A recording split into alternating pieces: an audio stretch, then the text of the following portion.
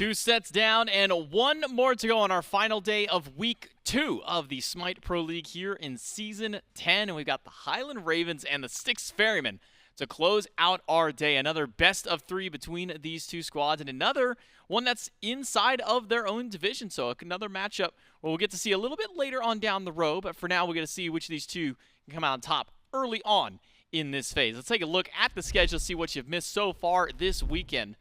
There's not much left to go. It's only this matchup now. Styx Ferrymen and Highland Ravens to end out the day. We had the Eldritch Hounds find a 2-0 against the Gladiators to start our day out. And then the Oni Warriors just had a 2-1 comeback up against the Jade Dragons to find themselves a win and continue up their undefeated streak over in the Chaos Division. So Oni Warriors and the Camelot Kings at the end of week number 2, still the only teams who have yet to have been toppled in a full set, though that's not to say that individual games have not gone towards some other teams. Now, the Styx Ferrymen and the Highland Ravens inside of their divisions, we can take a look at the standings, trying to battle it out for potentially this second seed. If the Styx Ferrymen can find a win, ties them up 2-2 with the Highland Ravens in the head-to-head, with them just slightly ahead in the lead. It would be a great way for the Styx Ferrymen to bounce themselves back in the second week of play. Yeah, I'm really excited to see this one. It feels like the Highland Ravens now shown that they can bleed, and the Styx Ferrymen certainly in need of a bounce-back performance here if they want to be in contention for that first seed up against the Camelot Kings. So a lot on the line here for both these teams, both squads, given opportunities to see each other play a few times. We'll see if they've got the adaptation, if they've done their homework on both sides. And the Highland Ravens, Mifflin, these guys started out really strong to kind of get this season going. Started out 2-0 before inevitably falling down up against the only undefeated team on the opposite side of their division, and the only time they'll have to face them, the Oni Warriors, now looking to try and reprise that as they take on the Styx Ferrymen in this matchup. And I really like what the Highland Ravens have kind of done with this composition, with this team more than anything, Mifflin, because kind of at the start of the season, we looked at this Ravens team and we said, okay, where are they going to thrive? Is it going to be in the early game? Is this going to be a team that waits to kind of scale towards late game? And so far, the Ravens have kind of given us a mix of everything, and it really feels like this team has come together from the calculated aggression, you can maybe call it, from Scream, even despite how hectic he can be, but also that calm backliner and that calm, I shouldn't really call him backliner, that calm frontliner that does come from Hurriwind joining this roster. I love what he's been able to bring to this team. Yeah, they have clearly made an attempt to play through Scream consistently. The Highland Ravens love facilitating that jungler, Hurriwind, and Scream so often playing together. But what has really impressed me from the Highland Ravens so far is BaRRaCCuDDa and Ven. Both of these guys have just had breakout performances so far this year. Feels like BaRRaCCuDDa has been getting a little bit more aggressive recently, has really found his own pace in lane. The team fight potential has been ridiculous. That's where he's made his money, and he's made his impression on me personally. It's that ability to know when you can dash forward, get involved, find those big crits on priority targets, and BaRRaCCuDDa has done so beautifully. But it's not just him. Backliners are comprised of 2, and Ven joins up with them, man. I mean, these two have had just phenomenal performances. Ven's last couple of KDs as well in his last 6. We've got 4-1 performances, 5-0, 7-0, and amazing God pool as well. I mean, in his last 6 only repeats once, and the repeat's not something you'd expect to see repeated. It's the opwash twice. So the Highland Ravens, I think, certainly a team that have deserved every bit of credit that the SPL has given them, and have also turned around the community perception. Yeah, I got to agree with you on the step up of the carries for this team. You know, you look back last year, it's a very passive style of play, maybe a little bit of intimidation going up against some of the other teams, but Venenu, up until this Agni game that he had, the 4-6 loss up against the Jade Dragons, up until that point, most deaths he had in a single game has been 2, and there have been quite a few no deaths, or even just 1 death games that goes through there. So Venenu having one of the more impressive performances. I think even in our fantasy league was the top scoring player of the first week of the SPL. So definitely a good look for him, and in general just for this Highland Ravens squad, because it has been a strong performance even with their loss to the Jade Dragons. It was a close 3-game set against them. It was. They have taken every team they've played either easily or pushed them to the limit, and I imagine today is going to be more of the same. We've had chance to talk to a lot of different members of the Highland Ravens. We haven't really gotten a mention over towards Hurriwind in our interview, so we went ahead and grabbed Hurriwind so we can talk to him in a pregame interview. Yeah, that's right. I've got him standing right here. And I do want to ask, especially after yesterday, right, a little stumble that I'm sure you guys wish you hadn't taken. What's the vibe check right now for the Ravens? How are you guys feeling? Well, it's still really early in the season, Gore, so, you know, we don't, I mean, obviously we'd hope to have a perfect season, but ultimately you're just going to drop some sets now and then more than realistically. We weren't too beat up about it. It was just an opportunity to learn for us so early in the year. Obviously, we wish that we won, and we know we made a lot of mistakes. So more so than anything, I think we take it as a learning experience, and hopefully we can translate that to today.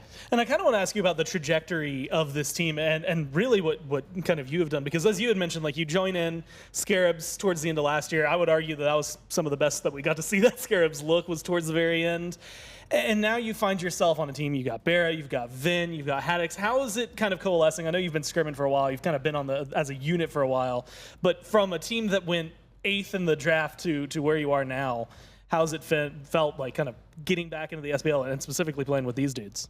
Yeah, so just talking about being 8th in the draft, I mean, the draft was the draft. I don't know if anyone really, like, for the players, definitely not us, took that as like, oh, people think we're 8th. I think it just kind of happened that way. Maybe it was just like, we lost early in the tournaments, people thought that way. As far as playing with my teammates, I mean, they all have their like identity and way they wanted to play when I joined. Scarabs are definitely a mix. They weren't really sure, I think, what they wanted to be yet, so I kind of had to help them gain an identity. On this team, I have Haddix, who's obviously a very tenured frontliner who can kind of help me learn. People can always give me feedback on what I want, which is a very different environment versus the Scarabs who are really unsure of themselves when I play with them. So growing and learning as like an individual has been a much more successful endeavor. Being surrounded by people who have been playing, you know, as long as you have at this point, except for BaRRa, who's been playing. He's a dinosaur. He's old. It's a really fun team to watch. The last couple of weeks, it has been pretty much every single Raven set. You're going up against the Ferrymen today, and they have also been an entertaining team for very different reasons. It's been, you know, kind of out there picks, some working out really well, some not. What kind of preparation do you do to come into a set like today? Yeah, so that's actually a really excellent question. Because they're a team that values things differently from everybody else, it's really hard to exactly know how the draft's going to go. But without giving away too much, you can usually expect that you'll get more that you want. They're going to get what they want, you're going to get what you want. So drafts are going to look good from both teams' perspectives most of the time by the time they end. So our drafting process is a little more difficult against them, which I guess is an advantage for them. But honestly, we're confident that we're going to get things that we want. So overall, it's a win for us. I don't want you to get super in depth, but do you think you'll have to play against an Opwash support today? I really think not. To Auror's credit, I tried it as well. Went similarly. So so we're not seeing it on either side. I'm not going to blame him for how he played, but the pick, hopefully we don't see it again. Let's get some closer games, hopefully. Maybe he's throwing us for a loop. Maybe he's telling the truth. We can only find out if we get back to the desk for picks and bans. Thanks for the time, man. Good luck in your games. We'll throw it back. So maybe no Opwash support from Hurriwind anytime soon, based off of at least what he was giving us there. But confidence with the team, and I think maybe the biggest thing that I pull from that is the receptiveness of himself and his team to that feedback, to the criticism, and to really help each other grow going on the game-to-game, the set-to-set basis. And you need that going up against some of these big teams, especially a team like the Styx Ferrymen, who, by Panatom himself in an interview, really heralded as a team that's highly adaptable to what the enemy teams are doing. They might drop game number 1, but usually game 2, those changes get made, and more often than not, we will see those times where they can take these teams to game 3. Yeah, I think the Styx Ferrymen deserve that moniker of the adaptation team. When I watch them play game 1, it almost feels like, all right, we're going to go out there, we're going to bring standard SMITE, and if that's enough, awesome. We've done it. We've played our style. You know, we got this advantage. But game 2, they cater game 2 to their opponent. What went wrong in game 1? Were we losing out in the early game? Okay, let's draft a little bit of pressure here. We'll have this lane that we can play through. Did we really struggle to secure objectives? Let's get Paul on something that can secure. Let's go for really strong objective burn compositions. We can do it before people start to show up. Where blue buff's getting invaded consistently, let's put Baskin on something that's a little bit more self-sufficient. So that adaptability, I think, absolutely one of the primary strengths of this team. Otherwise, that can be seen as a weakness as well. You know, if game 1 feels a little bit like a throwaway, that means you're going into every set with a disadvantage, right? You start with your back against the wall. I'm not saying that that's the case for this team, but it seems to have been a trend that is starting to develop now during the early portions of the phase. Either way, this is a team of veteran players that have got very, very strong heads on their shoulders, absolutely know how they want to play, good leadership, CycloneSpin now back in the league. You can really see that his in-game shot calling is still affecting this team. You can see the remnants of that Tartarus Titans play style still there. And I imagine as the phase continues, they'll continue honing in on that style, continue developing, and becoming even more scary to face up. Bit of that old age talent. On the side of the Styx Ferrymen, you got players like Aror who have been playing since the inception of SMITE. You got players like Hurriwind who have also been around for quite some time. Baskin as well. I mean, Baskin's gone through so many name changes, but still keeping the same identity as Baskin, at least throughout that time frame. But players who have been playing since at earliest season 0, season 1, at latest, we're talking maybe season 2, 3. Somewhere in there. At the worst for a couple of those. Most of them getting towards over Paul and Cyno getting a little bit of a later start for this team. So for the Styx Ferrymen to go up against the Highland Ravens, I mean, I'm looking immediately back towards the supports, talk about how much change has been needed to make. We've been seeing a lot of diversity from Aror as far as his picks are concerned. Hell, Aphrodite, Kumba, Opwash, Ares, and Horus, his last 6 gods that have been played over his games. You look to the opposite side, and it was a Khepri and an Ares for Hurriwind, and then Nox the rest of the way down through. So Hurriwind hasn't had to show much of his hand so far in this phase. We've been seeing a lot of change-ups, at least from his direct matchup in Aror. Yeah, I wonder. It seems like if Nox is going to be the lock-in for Hurriwind, a lot of teams have just said, we'll get the Hell, right? Let's just take the Hell. The cleanse makes it a little bit more difficult to utilize her kit. Maybe you can get that counter-punch style there. We'll see. Aurora certainly capable of playing the Hell. One of the few supports to see success on this pick, so it's certainly within his wheelhouse. But otherwise, I am such a steadfast believer in aggressive Aurora. I'm thinking back to the Horuses that we know he's playing, the Ares that seems to come in and out, but recently we've seen that as well. I loved him on the Cabrakan, the Ymirs, the start the fight and end the fight yourself. Just get in there, be annoying, be aggressive. The Herculeses, the Fenrirs.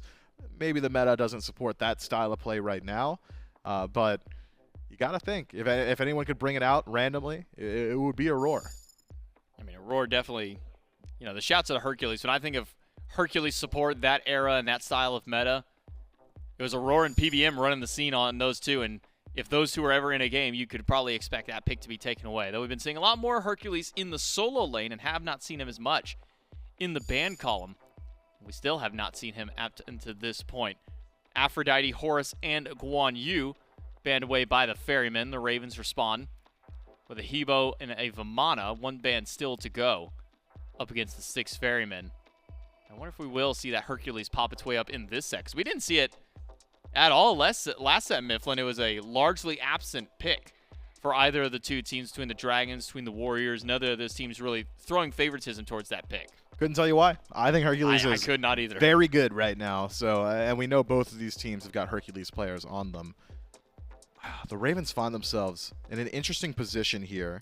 You could leave the Hercules available, see if Styx Ferrymen take it for themselves. Then the Ravens would be in a position to take something like Marty and Nox and get a whole lot of damage output. Marty, incredibly valuable right now. Instead, the Ravens will dedicate their ban towards the Hunter, that high-pressure ability Hunter. And the Ferrymen get ahead of the curve, maybe trying to dissuade that Nox selection from Hurriwind, take the Hell for themselves first overall. I mean, if I think to Hurriwind, this first pick right here that's being hovered and locked in is what I think of his kind of breakout performance. And a pick that I don't imagine that he'll be able to get very often in situations like this, but does get that and the Serqet, which has risen up the rankings from a lot of these junglers to kind of be in that top spot. So a Hell for Yemoja, Serqet top 2, but a Hercules in response. If I'll be honest, I don't think I know where I can pit which of these two came out better on these top 2. Yeah, I mean, I really like the Serqet into Hell matchup, and even Serqet into Hercules to a certain extent. Feels like any other assassin, you kind of leave the Hercules alone, right? I want to rotate over there. What if he pushes me into the tower? He's just going to sustain through it. He's got CC immunity ultimate. Serqet uniquely suited at dealing with that survivability that Hercules is afforded. Use that 100% anti-heal on the ultimate, that true damage as well, to deal with the defense, and perhaps Serqet could find some value early on over towards that soul lane. The Hell as well, a very strong matchup there. But Ram and Jingwei as the locks. Where's Cern? Yeah, where's Cern? Where's Ishtar? What happened to Where'd him? he go? Seems like the pros not exactly loving those two picks just now. instead. I mean, we know why Jingwei got locked in. That's BaRRaCCuDDa over there, and he's going to do it for upwards of 140 games now. But the ROM for the Styx Ferrymen, I think that is the more significant surprise. You'd really want a hunter that could bring at least a little bit of CC, especially when you assume that this Hell is your support. We know Paul's capable of playing it. He's played it in the past, but recently it's been Hell support and only support. You're lacking CC. You'd want to make it up somewhere. Cern's got that wild hunt, Ishtar with the stun, but instead is Rom. He's got slows and a cripple. Few bands have rolled through since the selections. Naja and Awilish by the Ravens. Opwash and Cthulhu from the Styx Ferrymen. So we won't be seeing Opwash forced this time for either of these ones, as it does get banned away. You know what? I'll give BaRRa the benefit of the doubt on this Jingwei pick. This will be game number 120 on the dot for the Jingwei. Oh, nice.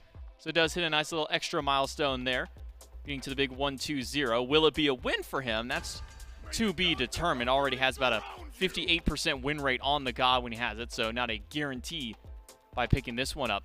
It's a good win rate considering how many games, though. It is, you know, being at almost 60% when you played over 100 games on a god, definitely a statement to be had. But Vivian, talk to me a little bit about this Odin, because we saw it a bit earlier on in the day. Drafted up, I believe it was the Gladiators who picked that one. Now it's the Highland Ravens grabbing it for themselves. It's self-sufficient in lane. Very good at securing your own blue buff. Bird Bomb, one of the hardest hitting ability combos, I should say, for any of these soul laners. But it's more so a selection to deal with the sustain already on the side of the Styx Ferrymen. Rom can't escape the cage. Hercules can't escape the cage. Hell stuck as well, and none of them healing while they're in there. And even the ones that can, some of the most recent buffs to Odin being that if you leap out, a spear is going to chase you down, apply a slow and a bit of damage. So I think Odin, maybe not something we're going to see consistently in the meta, not something that's just, you know, lock it in, top 3, you know, we're feeling good about it, but into a draft like this that the Ferrymen have taken for themselves, I think it fits very well. Baba Yaga and Nike round out the draft for the Ferrymen, so another jungle Nike game for Cyno. This will be his 12th game on that pick. Hasn't been doing a whole lot of winning, though, for Cyno just yet. Only 27% on the win rate for this god. And then to round out for the Highland Ravens draft and Agni, close things out here. So looking at the two compositions, a lot of sustain on the side of Styx Ferrymen between the Hell for the rest of the team, the Hercules for a bit of self-sustain. We've been seeing, obviously, lifesteal in the build for the Hunter. And then Nike just, her sustain is, here's a giant HP shield. Now you got to shred through that on top of things. So what are some of the answers that the Highland Ravens have to deal with that outside of just the own sustain it themselves? You highlighted the Serqet earlier on to try and deal with some of that as well. Yeah, the Serqet, the Odin, both have great anti-heal inherent to the kit, but also Ankh. Just pick up an Ankh and you're also getting value into the HP shield, right? So you're getting a whole lot from that relic. Often the answer is, all right, there's some tanky targets, it's a Hercules, there's a Nike, maybe we just get the Sunder, right? But with Hell alongside it, feels like it's a 2 birds, 1 stone situation with that Ankh. So keep your eyes on the relic selections of the Highland Ravens. Certainly could be detrimental for Styx Ferrymen. Otherwise, I think they've got the Ferryman that is a very strong scaling composition. If they're able to maintain an even state in the match, dances around objectives are just going to favor the team that's got infinite sustain, as the Ferrymen have got good burn potential, good burst potential as well. My primary concern, and you're going to hear it every time I'm on the desk and we're talking about the Styx Ferrymen, are these jungle selections, man. There's only one guy who's playing these picks, and it's Cyno, and he's the only one for a reason. Maybe he's the only guy that can make it work. Or perhaps he's just not happy with the meta as it is, doesn't want to play the meta assassins or even some of the other warriors that these assassin or jungler players have been going towards. But this Nike needs to start finding some value. And even up against what the Ravens have taken, I don't love Nike into Jingwei, right? You want to leap initiate, she's going to dash out of it every single time. And so there's going to be some inherent struggles there around that pick in particular, I think. Cyno really does live against the grain as far as jungle meta is concerned, especially in these last few years that he's been playing, whether that be in the SPL or in the SEC. Cyno, I think it was the SEC that like broke his brain a little bit. Maybe Where he's so, like, like- I gotta be doing it different. jumps down to SEC and says, man, I got a little bored just doing what everybody else did. I'm going to do my own thing. And he did his own thing. Morgan Le Fay, More often than not, was doing it better than some people, too. I mean, he said, I also think the Scotty as well. Even the Chalk was working at that level. Not so much at the SPL, though. No, hasn't seen the same level of success here. But once he, I suppose, breaks that glass ceiling, maybe these picks just start to work out. Maybe they figure out how to play around it.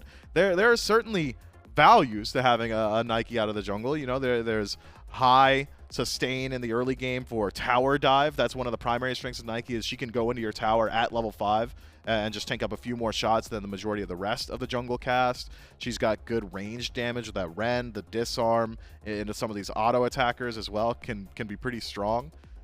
It's just high execution, and that's the primary concern.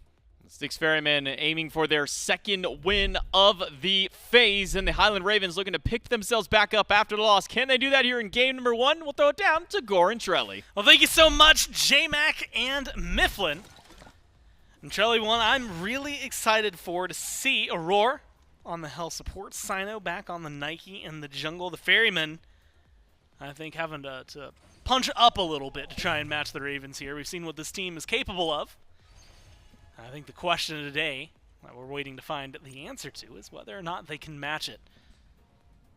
Of all the things that are very much, I want to say, I don't want to use the term out of place, but I can't think of a better phrase for it. Jingwei for BaRRa. That's pretty standard. That's in place. But the question is Jingwei in the rest of this meta. Right. Does it work well? I mean, typically when crit comes online, it feels like Jingwei usually rides that wave.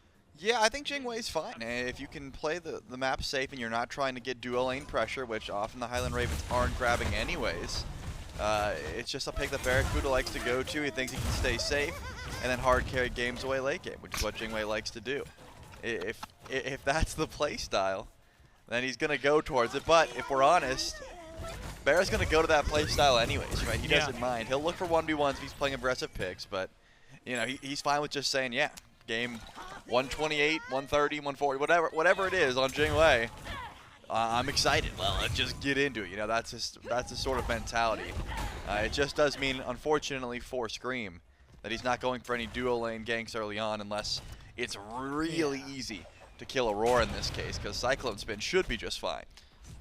I don't think I've ever smiled more at a can of beans being on my screen, which realistically makes a lot of sense. I didn't realize. I thought it's like a bean house. I guess it's a factory, right? That would make sense. Well, what's a bean house? Yeah, I don't know. Don't question those words. Okay. Well, maybe. My second thought might have to go on. Pause. Good damage. You still have it. One more auto. Just a little short there for Paul. Goes to show that just because it's a bean, it still packs a punch. It does. And Cyno has Blink. I was thinking, am I trying to chase out Scream in the jungle, but not going to go for the play immediately. Scream might have to head back to base with that low health bar, but it looks like has some potions ticking and should be just fine. I think that's the duo lane is going to be where the action is not really looking at, right, with this healing lane. It's going to be over towards solo, right? You've got the Odin here for Haddix, Serqet from Scream. That's a kill lane as far as I'm concerned for Baskin. He doesn't have beats. We've seen this time and time again. Cage into CC into death. Baskin's going to have to watch out, save that driving strike, and be closer towards tower once ultimates come through at level 3. You can be the bully that Hercules is. Shouldn't have a problem in that regard. But Baskin's not going in towards the Vital Amplifier or the Golden Blade. He's going for defense early on, respects how much Haddix and Scream will be able to do in the early, and also recognizes I'm probably going to be the target for the first 10 minutes of this game from this jungler. Definitely a lot of pressure that can show up. Because like you said, I mean, neither of the junglers, maybe Scream, could come over to the duo lane and get something done. But so far, they're feeling pretty confident. In fact, CycloneSpin and Aror willing to step up. Paul's happy. Maybe he's just making me happy. I can't really You just tell. love the beans. Look, it's such a funny skin to me, and I don't know why. There's only one skin concept, and it's one that Katie comes up with, that I would ever play over a Bean Baba Yaga skin. She wants a Beach Babe Baba Yaga skin. But the twist is that it's not like she's aged down into her 20s or something like that. It's just, it is the exact Baba Yaga model, just in a bikini. That's what Katie wants as a skin. And I think that would also be absolutely hilarious. Sounds like something. Sounds like something that Katie would think of, and I hope it gets made one day, just for her. Maybe one day. Yep. I'm pretty partial to the beans right now. Look, a lot of good damage so far from Paul. Right, almost gets the first blood there. Just a little shy with the damage onto Scream, but it opens that up. And when you start off your lane that way, it feels like as a Baba Yaga, maybe things can go incredibly well. You had mentioned solo lane dangerous around the ultimates. Level 5 for everybody over here. Scream. Okay. Just gonna walk up and steal some farm. No taunts, no walls, nothing. To make a fight happen. I'm curious what Baskin's Hold that comps build were. up. You know, like Baskin's like, I think I'm getting ganked. As you can see, Hurriwind is definitely getting ganked. Cyno comes in with the slow. The snipes are gonna have to come through. Where are they at? We'll see if no Cyclone has one. shots yet. There's one. There's two. You just need to hit one more, and he lands it. First blood off of some beautiful snipes there for CycloneSpin. The dances from Hurry. Not quite enough there. I guess we had talked about the safety of Jing a lot. Yep. Didn't talk about the Yemoja, especially with low Omi early on in this game. You use a couple Riptides, and that's all you got. Yep. And unfortunately for her, he started the Sunder. I think it's a great matchup into the Styx Ferrymen. You have two different shields that you can get, as well as the shell from Aror that you can just explode with that relic. Unfortunately, not going to help you survive the snipes from CycloneSpin, and he's on point. He didn't miss a single one. You know, BaRRaCCuDDa couldn't really do anything except say, hey, good luck. Hope you got the juke shoes, man. Like I can't body block those ones. Yeah, I'm just going to watch and see if that comes through. But again, I'm still confused about the gank attempt there from Scream. It seemed like he was waiting for Baskin to use Driving Strike, didn't come through, and now Cyno's here. Not to gank, just to leech a wave. Well, with these junglers, there's a little farm hungry. No, but at least that one, you could see pretty easily there was not going to be much of a fight. It felt like there was maybe some more energized air. When Scream came over here. Instead, it just turned into the SpongeBob. He's standing there. Menacingly. He didn't really accomplish much. Looked scary. Maybe made you want to scream, but did not actually get in there. Wow. Secures the blue buff for Haddix, despite the invade. There's going to be the cages. Now lock it down, Basket. You got a rotation from the Agni. And sometimes that's all you need. 3, take down 1. Baskin is the first death on the board for the Ferry. Can I just say, mid laners take note, because Venenu in particular, I'm not going to say take note because it's not always the play, but Ven has been playing as a pseudo jungler ever since this team became a thing, the Highland Ravens, that is. It seems to me like he makes more rotations than anyone else over to side lanes, more often than not when there is a first blood, and in this case it went over to CycloneSpin. But whenever the Highland Ravens find their early kills, it's because Ven goes to a side lane and is able to make that gank happen. In this case, Baskin is not dying unless the bombs are there and the good damage follow-up from Agni comes through. You do get behind, though, and that's the give and take. Paul does not rotate out. He almost gets a Bastion down and is able to push under a wave, and he's level 9 now. So if Paul's able to just use that XP that he gained and the extra golden pocket to show up to a fight and, you know, make that presence known, then we'll see if it ends up being worth it. But in this case, Ven was able to get Haddix ahead, and that could be big. Now Haddix has to repay the favor and come and deal with this. I was going to say Beans Baba Yaga, but you get what I'm saying. Yeah. The Baba needs to be dealt with later on. He wants to close that can of beans. Instead, they're going to find Cyno, and it's going to be a pretty easy pickup. Locked down between the Serqet and the Agni. And Trelly, that burn damage pretty easily. So not only do they get the assist with helping for Haddix, but they also get a kill now for Venenu. Going into exactly what Mifflin was talking about in lane. Or sorry, on the desk. Is that Vin? BaRRa stepping up pretty big. Scream stepping up big for his team right now. Grabs CycloneSpin, forces the beats. Gets the poison, takes a lot of damage in the process. Cyclone's going up into the air. Finds one. Misses the second. Isn't going to be able to do much with the third. Forces Scream to fall back. Survives the gank. Loses beads and ult. Yep, loses beads. The shell also comes through there for Aror. I like the attempt from Hurriwind, but again, it's surprising to me that the ganks and the aggression is coming from a lane like this. When you have Jing Yemoja, you are not forcing fights. You are not stepping up. You are not looking for any sort of kills.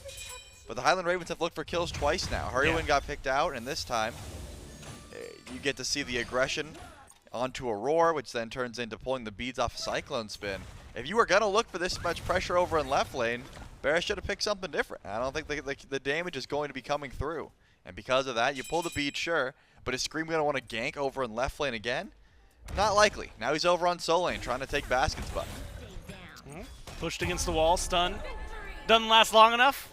Need to get Slow, the buff. I don't even think connects. Yeah, keeps the buff going their wave in once more. Haddix, if he had been maybe slightly faster, if Paul hadn't been as quick on the draw to disengage, could have potentially locked out 2. Had a big fight breaking out over there. Aror, I thought was alone for a moment, has CycloneSpin just off to the side. Instead, it's just a teensy bit of bullying that's coming out of mid lane. Flame Wave. A little shy. You have to imagine, though, the Baba Yaga is going to be returning this damage in kind in about 10 minutes. Yeah, it'll take some time. I think that Agni just outranges Baba for most of the early laning phase, but you're right. When Paul gets online and he's able to get some pressure from his team, then yeah, that damage will be coming back tenfold. It just depends on how much safety you have, because Agni, I think of Agni as like the Hercules of mid lane, right? You know, he takes some time to get online, but he's a bolt. He just wants to spam his abilities. He's got plenty of poke. He's one of the few mid laners that can use his ultimate just to be annoying, right? If you walk up and Paul's using his ult to poke out Ven, we're saying Paul's trolling. Why is he ulting right now? But as an Agni, you can drop 3 bombs and just say, yeah, Paul's half HP, and now my bombs are up another 45 seconds, and I can do it again. You know, that's the kind of playstyle you're looking for. And because of that, Paul has to really watch his positioning in lane. Yeah. If he gets stunned out of the blast off, out of that pot, his dash does go down. There's mitigations in that pot. It's one of the few dashes in the game that if you cancel before it actually gets channeled, you still lose it because of the value it gets when you're inside of it. And I think Agni does have a great matchup into Baba. For anyone who was also thinking they were going slightly insane there, Aror is playing the Christmas Hell skin. So if you're hearing anything that's, you know, jingle bells every time he swaps stance, it's because you are.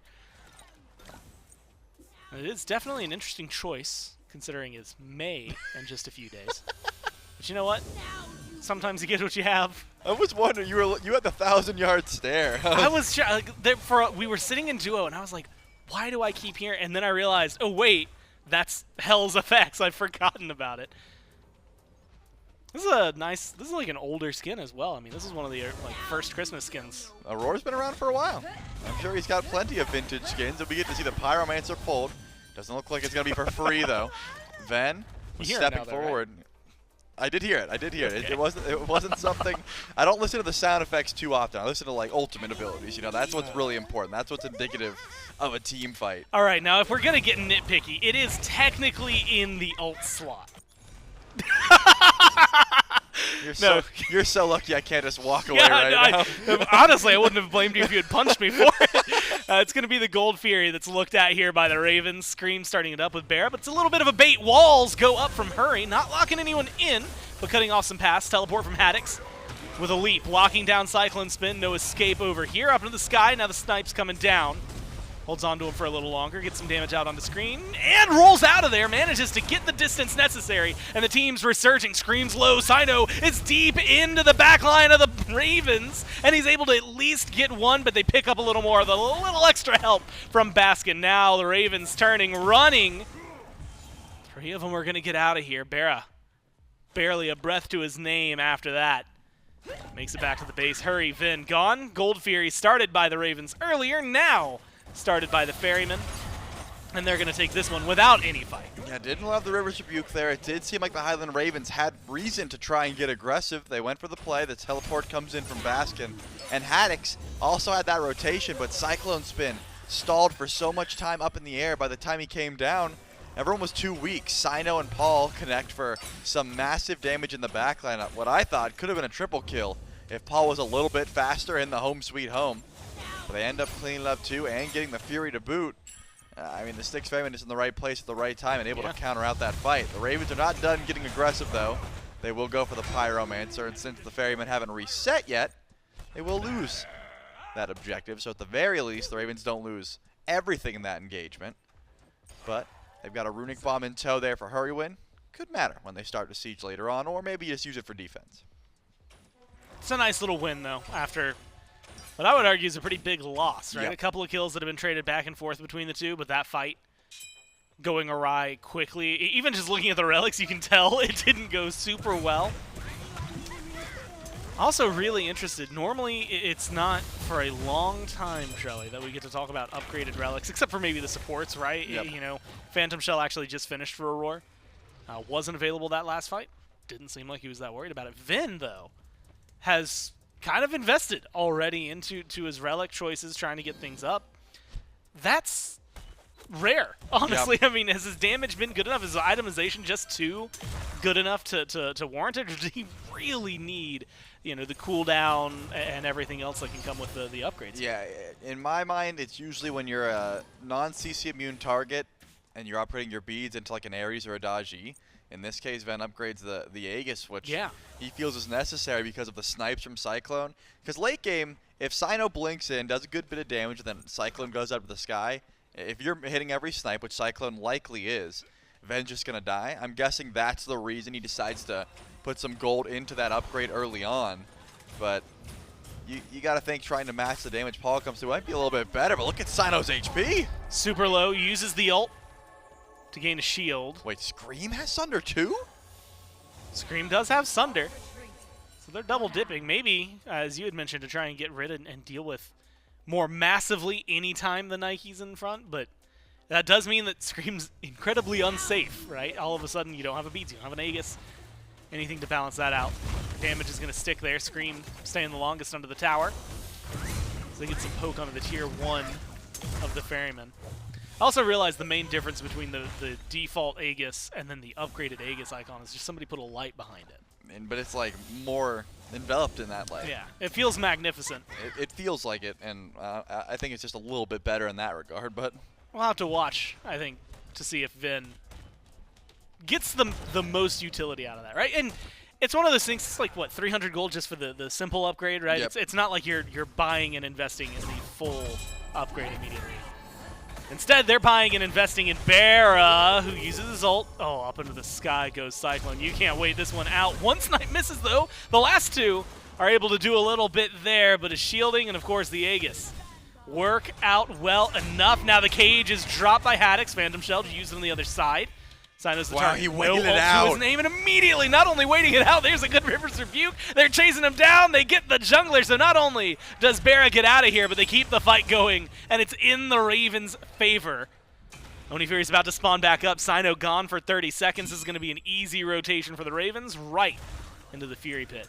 That was a beautiful stun there from Haddix, waiting out the cleanse, waiting out so much CC in order to connect that stun. And as you said, the River's Rebuke comes through.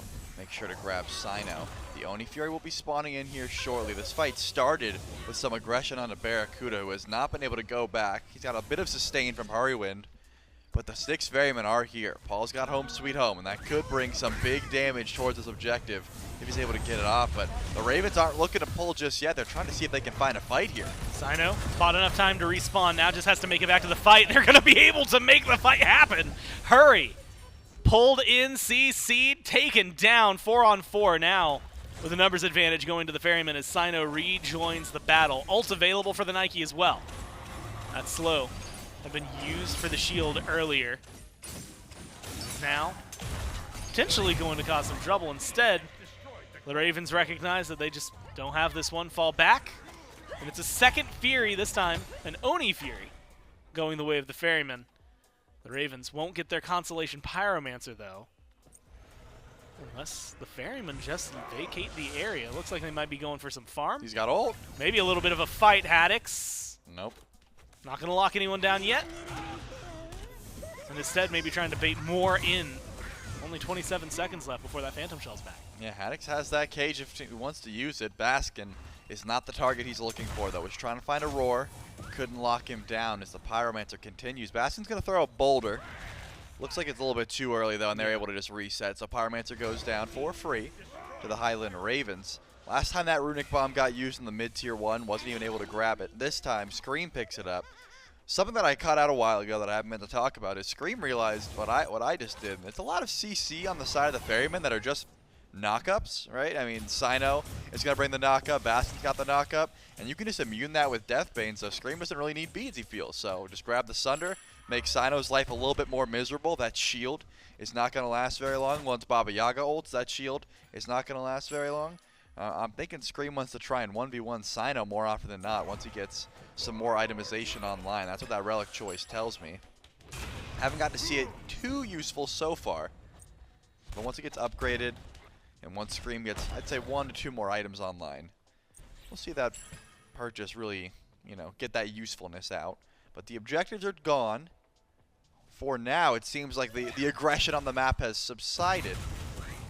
Because it has been a lot of Cyno, right? He blinks to the back line, just creates some space, and then hopefully Cyclone can finish those kills. And at the moment, no one's really out of tower. Everyone's sort of farming. BaRRaCCuDDa actually has the wave behind his purple buff, so he's not really gankable. And there is a bit of a grouping here from the Styx Ferrymen, but not for any particular reason.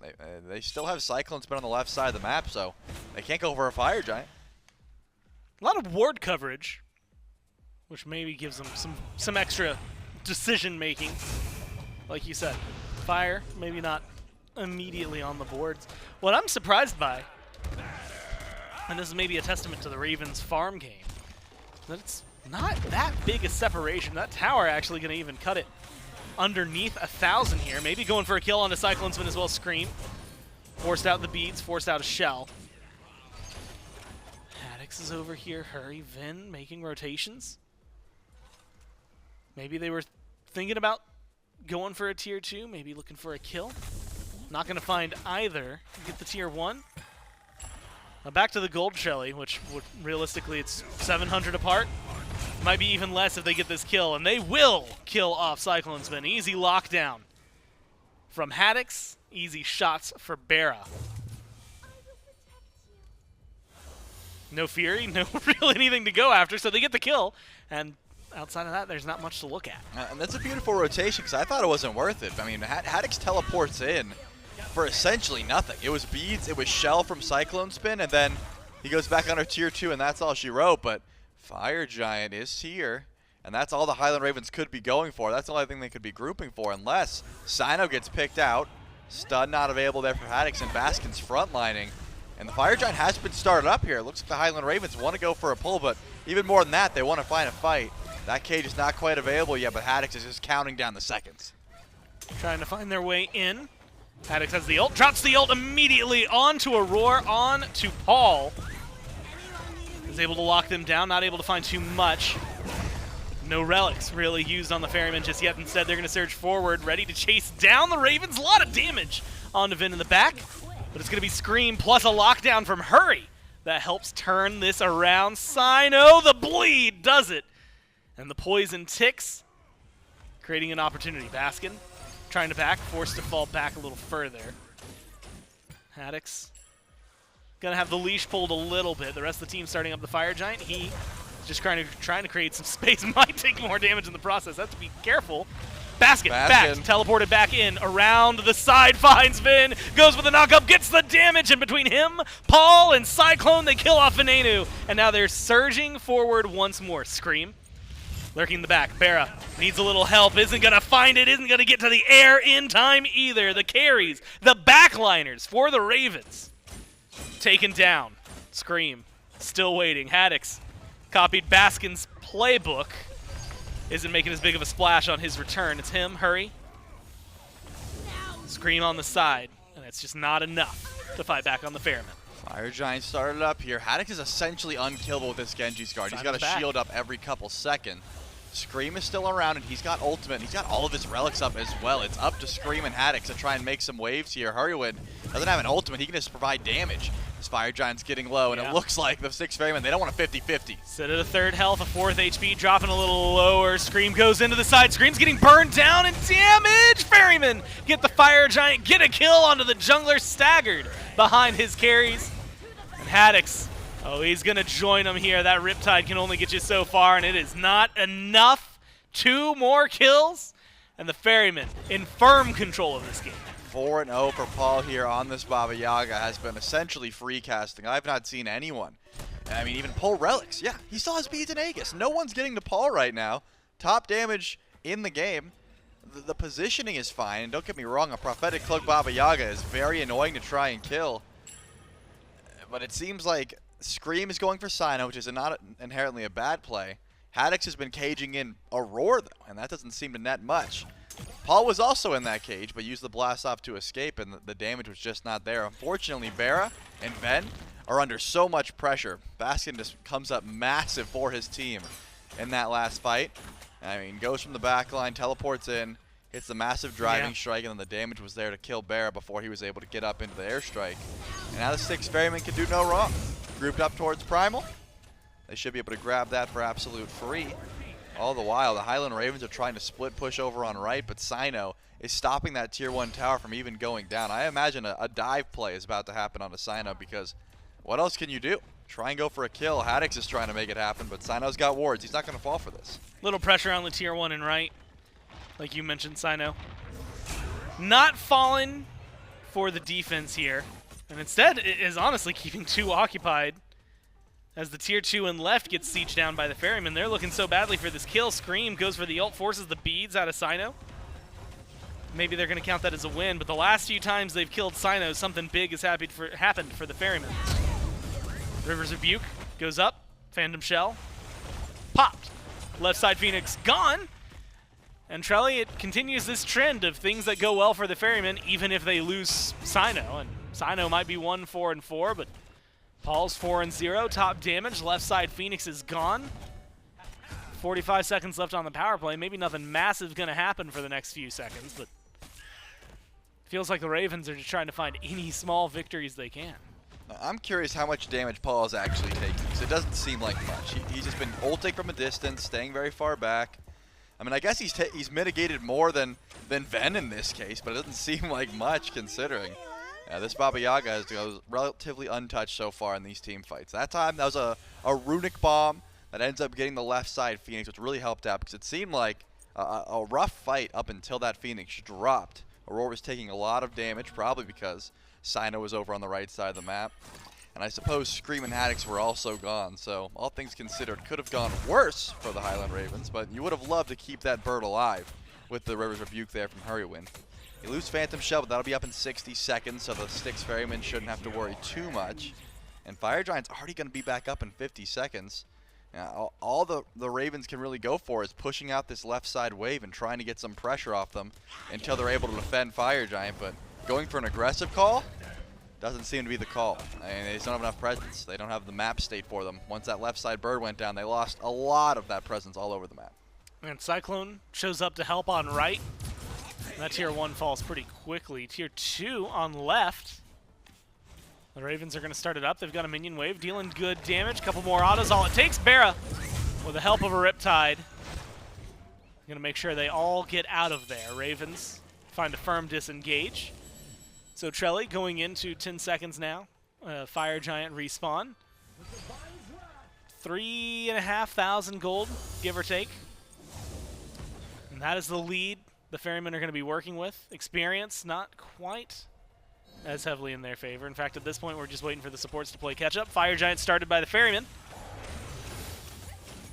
And the wait, the pause, is to see what the Ravens will do.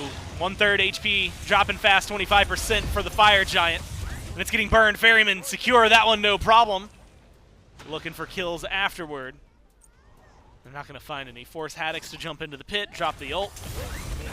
Once he's done with that, he can't do too much. Scream alone in the mid lane. Spotted out, but it's Serqet. So the Ferrymen going to keep Fire Giant on 5, and they're going to keep aggression in the mid lane. Yeah, I don't hate that call from the Ravens.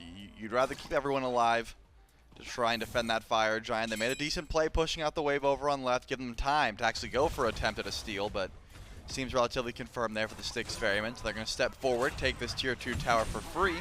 No contest from the Ravens yet, but this bird is where the Ravens have to stand tall. They have River's Rebuke, but the Phantom Shell is available, and Cyno is splitting off towards left, and here's a 1v1. You had called it. This is what Scream has been looking for the entire time. The Thunder! It's the damage as well! Finds the kill. 1 and 5 for Cyno, but that is the energy. That is what the Ravens needed to get the motion going. They're going to be moving forward. Baskin low. Forced to run towards mid. No one chasing him down. They're Paul's looking for a little bit though. more. BaRRa uses the ult aggressively. Tries to get in there, and like you said, Paul, he's just thwarting them. Every step they take forward, he smacks their health bars down enough. They have to rethink everything. Paul, Aror, Cyclone, Baskin. Keep the Fire Giant. The Ravens maybe bought enough time to get their left side bird back up. Maybe even look for a little more. Gonna get a Primal Fury. Have one last wave of fire minions that just spawned that'll cause a little trouble for the Ravens, but if you're looking to save your base, stall out time, the Ravens have done exactly that. They have. It was a beautiful fight. Scream finds a massive solo kill there on a Cyno. What a clutch Sunder also. Just enough damage to make sure, number one, if Cyno was going to ult at that exact moment to just, delete the shield, but that was not going to kill. The poison did not have enough damage unless he hit that skill shot and was able to land it. Puts Cyno down, and shouts out to Paul. If that home sweet home doesn't chunk damage, I think they chase the Highland Ravens. That is a lot harder to try and grab a kill. Look how much damage Paul does to Haddix. He's relatively tanky. It's just the Genji's guard. I'm thinking more magical defense or even a hybrid item might be in Haddix's future to try and survive how much damage Paul is able to output, but Fire Giant spawns in another minute 30. You get your Phoenix up, and that's massive. If Scream can do that exact play at an actual Fire Giant fight, it becomes so much easier. Unfortunately, Cyno didn't have ult up. It was a very good opportunity, some good crits. Everything really, the stars aligned there for Scream. Not sure if Cyno's going to give himself out to a kill like that once again. Probably just pre-ults next time he even sees Serqet nearby, just to make sure that doesn't go down. That's the kind of lead that the Styx Ferrymen did have, but they are going to push in for the tier 2 tower over on right. They want to make sure to grab that if possible. Hurriwind does have the Emperor's armor, so he's trying to stay close by to make sure that damage, that tower damage, starts to stack up. It's being as annoying as possible. And it's just a smart call. When your team is underneath Phoenix, when you know that you're going to be behind for quite some time, Emperor's armor can be a value pickup. So backing up now are the Ferrymen. They've got time to set up for this next Fire Giant. And I think that's all the Highland Ravens want right now is time, right? They want to try and get their builds to the point that the Styx Ferrymen have. I mean, Paul's upgrading glyphs, whereas Ven still has a last item to try and go for, BaRRaCCuDDa. Not only does he have a useless starter item, Ornate Arrow does nothing until you start getting that gold online, right? The more gold in pocket, the more crit chance you get. He just spent all of his gold. He has 1 stack. You would love to have a little bit more of that crit chance online. So the longer this game goes, the more he can scale up. He can finish that dominance, and then he'll start swinging. So just stall. That's the call here. I mean, commit if the EFG gets low, but if you can just make this game go a little bit longer here for the Ravens, it is definitely in their favor. The Styx Ferrymen want this game to end as quickly as possible. Yeah, at this point, trying to keep things in their favor. You had mentioned it, Fire Giant. Spawned back, enhanced at this point. Pyromancer, alive and well on the right side of the map. And the groupings starting up. Ward vision, ward battle between the teams being led, and at least around the Pyromancer, won by the Ferrymen. Screams in mid, clearing out a wave. Cyno has eyes on the Serqet. Might be looking for the 1v1. Pyromancer's getting low. Ferryman confirm that one, no problem. Taunt. I told you, he's just going to ult the second Scream goes on him. Going to do a little bit. And there's the ult, as you said. For nothing. No Sunder used. Scream didn't blink, he didn't Sunder, he didn't ult. He just got near him and Cyno panicked. That's the kind of thing that resonates in your mind. Wow. Like, wait, we didn't get left Phoenix because I got soloed? All right, I'm ulting the second that Serqet gets anywhere near me. And now Baskin's on Serqet duty. Someone else has to deal with him because Cyno can't anymore. His ult's gone. And he's taken pretty long route around. Pulled Baskin pretty far. Aror, Paul, Cyclone, decently separated from their team. So is Scream. He's on the other side of the map right now. Left side, Oracles, taken by the jungler. He's even going to hit the gold chests right now. He's quick, though. You know, he can just a hop, skip, and a jump. He'll be here. And once his team calls, hey, wait, they're actually committing. They're actually going for the Fire Giant. Then he's got to get over here. But in the meantime, he's just farming. Yeah, clear out some waves. The Styx Ferrymen, like I said, they are the ones who want this game to end quickly. The Highland Ravens, if this game goes another 30, I mean, maybe let's say 8 minutes. another. You jumped the gun real high there. Another 8 minutes or so, they're feeling real good because they get that extra itemization online. I don't think Scream likes this fight at all. Now the Cyclone's coming, the whole team is on the way. Unfortunately for Scream, he thought this was going to be a 1v1, and that is not the case. Yeah, falls back, good disengage. Gets him to walk right on out of there. Keeps him alive. Does have to use a little bit more for the disengage that time than he did prior. Now the damage is on for the Ferrymen. You said they wanted this in, and they are looking for some damage. A lot of ults getting dropped. Cyno had used his. We just saw the snipes from CycloneSpin. Now the home sweet home from Paul. All of those down and won't be available. Relics pretty much all available, save for the beads on Cyno. Scream gets his reset, gets to come back in. Riptide pulls in a few, goes for Scream immediately. Cyno getting bullied right now by the jungler for the Ravens. They do get the disengage. 8 seconds till the beads are back. That's going to be Haddix jumping forward. Cages 3. There's the Phantom Shell. Lets them all walk away. They're trying to lead the damage Thunders. Popping as much as they can from Scream. Doesn't follow up with any engage. Blink still there for the Serqet. A drowned Ankh as well, by the way, for Hurriwind. That's a big win if the Highland Ravens can stall. They got the Phantom Shell down, but I don't think the Styx Ferrymen want to stall. They're going to go in for this Fire Giant once again. Paul goes uncontested. He's got his relics. He's got his ultimate back up. Scream is trying to go for the wraparound play. Fire Giant's at 50%. Can they confirm? Cyno still keeping the Serqet vision up. Cyclone might be the target. Fire Giant. 1/3 health. Snipes good! Venenu out of the fight and gone. Baskin might be the sacrificial lamb here. Scream wants it. Scream gets it. They might be able to find a little more. Good leap from Paul, but the follow-up Paul's from gotta die Haddix here. is going to get the kill. Scream leading everybody on a chase through the world. Gets a good taunt onto Aror. And with the help of Haddix, has the stun, has the capabilities to peel away the duo lane of the Ferrymen.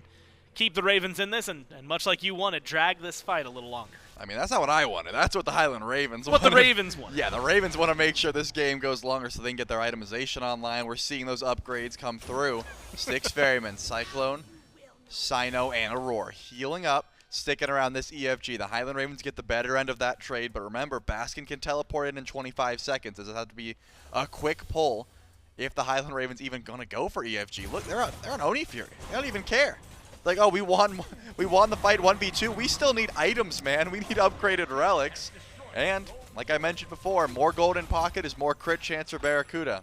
This is ending up working out for them for now. The Highland Ravens, that is. A 1-for-2 trade. They get Oni Fury, and they're able to group up with full build and try a fight once again. But unfortunately, they missed their opportunity for Haddix to get massive value. 10 seconds left on that Phantom Shell. He gets a 4-man cage. It gets down. The question is, can you sit around and wait for that Phantom Shell or that cage to come back up? Or are you just taking that as your small win? In this case, the Styx Ferrymen should be looking to pull this Fire Giant relatively soon. They have to deal with Oni minions, but if they don't, someone's going to have to go for him. And it looks like Scream's going for the wraparound play. He's been pinged out, and Cyno is on Scream duty for now. It's worked out maybe a little more for Scream than it has for Cyno. Baskin just going to walk up, knock him up, and then leave back to defend those Oni minions. Getting cleared out in right, just now cleared out in mid. Did get a tier 2. So, paying off for the Ravens, getting some gold. Left side still pushing down. They're just going to get aggressive into the Phoenix, and unless there are some backs from the Ferrymen, might be able to take it. Cyno gets deleted! Oh my god, the damage from the Ravens is too much. Now Baskin, well, he's going to be fine. But Scream didn't really put that much in to the fight. Instead, it's going to be the cage down. Paul's going to follow the Cyno treatment. Ravens, they hold on a little longer. That gold lead, not only does it dwindle, it's a triple kill for BaRRa. And that enhanced Fire Giant finally falling their way. The CC chain was just disgusting from the Highland Ravens. I mean, Cyno can't live against Scream. He can't live in right with the squad. The cleanses from Aror were not enough. And 3 down. I said Paul goes uncontested, and for the first, I don't know, 30 minutes of the game, that was true. CycloneSpin's getting aggressed upon, and Scream wins that handily. He's going to die in the air. Yeah, falls before the third shot can come out. Probably to make it even crazier, there's 3 runic bombs on the Ferrymen. Baskin. They just haven't been able to do anything. It's Baskin trying to defend Cyno in 5 seconds, but we saw what happened the last time he stepped up. River's Rebuke comes out, walls him away. There's going to be Cyno leaping in, looking for some damage. Scream is low, but BaRRa gets credit for that one. And it's the last kill onto Cyno before the Titan falls the Ravens. They hold on, and they win game 1. BaRRaCCuDDa was 1-1 before that fight. He ended 5-1. Yeah, that's just some good last hits because, again, I think it was the whole team CC chaining one individual target. Cyno just disappeared. Cyno absolutely disappeared. I looked, his beads were up in 8 seconds. I looked towards Paul. His beads were also up in about 9 seconds when he got CC chained. And then Aror, he didn't bring any beads. He thought the cleanse was going to be enough. Unfortunate. Haddix, I think, deserves a lot of recognition for how much he was starting those fights. It looks a little goofy. You just walk around with the shield getting ready to go. But once he was able to land those stuns and those spears, it was just knock up from BaRRa, chain stun. They were dead point at the ground. Look, the Ravens, there's a lot of things in that game that don't go their way. Yep. And a lot early on that makes me think, okay, Ferrymen is going to win it. And you had said it even when we got to those fights where like they want to win. They want to win fast. They need to start pushing. The Ravens drag them out. Yep. And then they drag them out. And what was approaching a 10,000 gold lead falls back down to a 2,000 gold lead. And then finally, the Ravens are able to take that one. That's just game number 1 in this set, though. We'll see what happens in game 2, maybe even game 3, right after this quick break.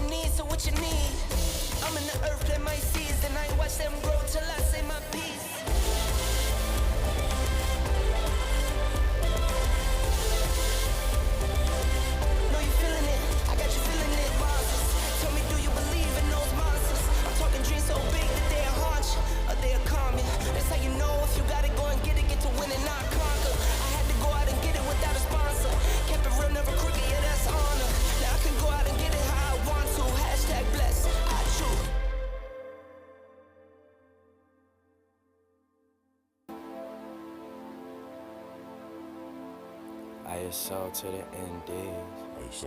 Jeray, yeah, we cruising through.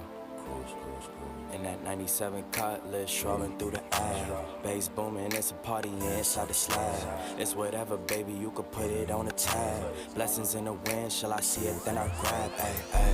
Probably with the set, making bangers. Spare time, we be ride swingers. Pushing on them gears, pushing on them gears. Out here, and we swinging. Watch for the scanners, watch for the scammers. We be setting standards, we be setting standards. Only going forward, ain't no going backwards. Anytime we in the booth, it's a fire hazard. Put some Dayton's on it, now they hating on it. Supreme clientele, they was waiting on it. Pontiac, Firebird flying on them.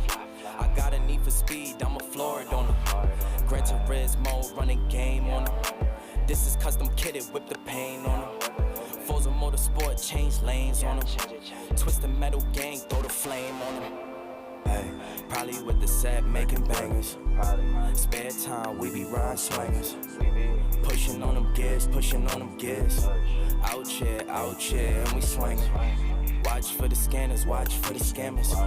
We be setting standards, we be setting standards. only going forward, they no going backwards. Anytime we in the booth, it's a fire hazard. Woke up feeling blessed, I ain't dealing with no stress today. Staying to myself, cause I won't let them get the best of me. We been pushing forward, we ain't focused on what's yesterday. They wanna know the formula, can let them know the recipe. Whoa. Metal to the floor, hear the engine roar. Pull the top down on the 2 doors. You can't push no buttons in this new car. Can't let them push our buttons, we came too far. Sometimes you gotta remind them what you do it for. We done came up, we was too poor. Got the butters on the feet, we from New York. They could feel it in our body, know we too pure. We was too mature, way before 24. I got kicks up in my closet that I never wore.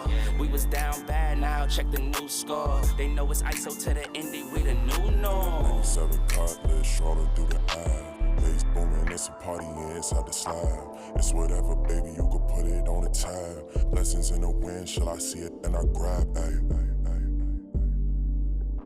Blessings in the wind, shall I see it, then I grab, ayy. Blessings in the wind, shall I see it, then I grab. Ay, probably with the set, making bangers. Spare time, we be ride swingers. Pushing on them gears, pushing on them gears. Out here, and we swinging. Watch for the scanners, watch.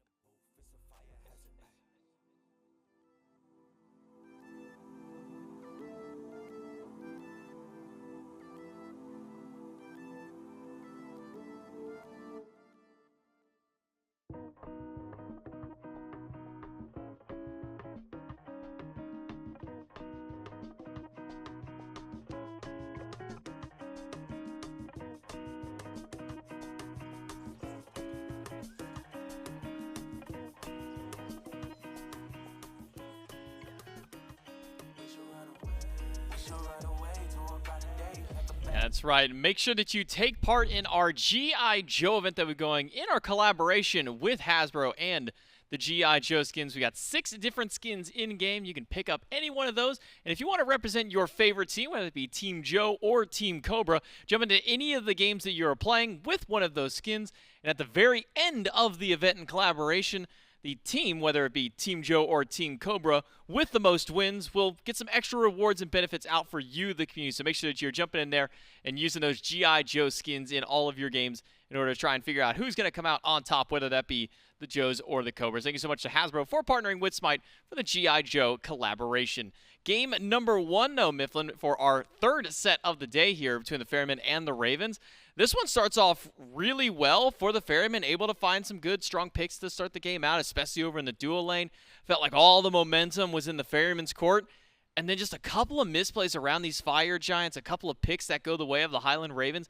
They're able to bounce themselves back in and take game number 1. Yeah, the Ravens effectively stall out a pretty significant lead from the Styx Ferrymen. I think it's due in large part to Scream's positioning around those dances. That Serqet just so annoying to actually lock down. Pretty often we saw the Ferrymen see an opportunity jump on that Serqet, and then they realize, oh wait, she's got a leap and a dash. And then after the dash, the leap was back up. So you'd be pretty safe in situations like that. In particular, BaRRaCCuDDa as well has a phenomenal performance here, finding those dashes forward, grabbing just a couple of kills that were so significant to put a stopper on the aggression from the Styx Ferrymen.